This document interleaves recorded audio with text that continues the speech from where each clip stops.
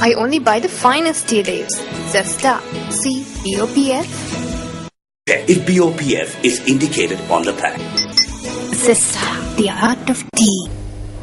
Australian media reports say a group of 15 failed Vietnamese asylum seekers have been returned to Vietnam from Australia's offshore regional processing centre on Manus Island. Meanwhile, about 125 asylum seekers have been arrested on the Pacific island nation of Nauru, another offshore regional processing centre, after a riot ended with fire destroying most of the detention centre. Australian media reports say that another 420 asylum seekers were transferred to tents at a second detention camp, which is under construction on another part of the tiny atoll, which is home to fewer than 10,000 people. The Department of Immigration and Citizenship in Australia said that the blaze on Friday evening destroyed all the accommodation blocks, medical facilities and offices at the detention centre and caused damages worth an estimated 60 million Australian dollars.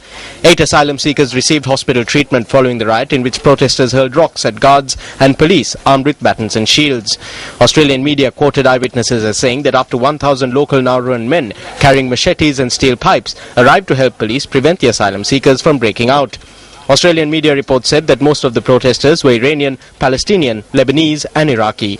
Australian media reports said that an estimated 1,000 people in Sydney, 600 in Melbourne, as well as smaller crowds in Canberra and Perth took to the streets yesterday to protest the new hardline immigration policy.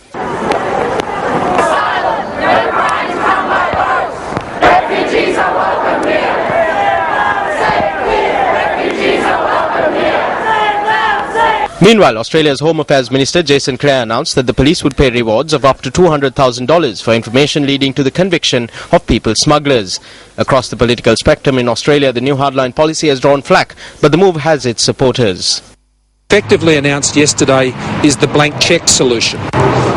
There is no detail. This cruel refugee policy will not save lives.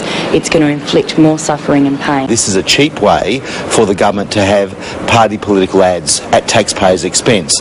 I'll be complaining to the Auditor General. I will never subcontract out to other countries the solution of problems in this country. Meanwhile, Australian Foreign Affairs Minister Bob Carr has said that if a Labor Party government is re-elected, then new proposals would be looked at for dealing with asylum seekers. Australian media quoted the minister as saying that asylum seekers would be given the opportunity to seek redress from the courts.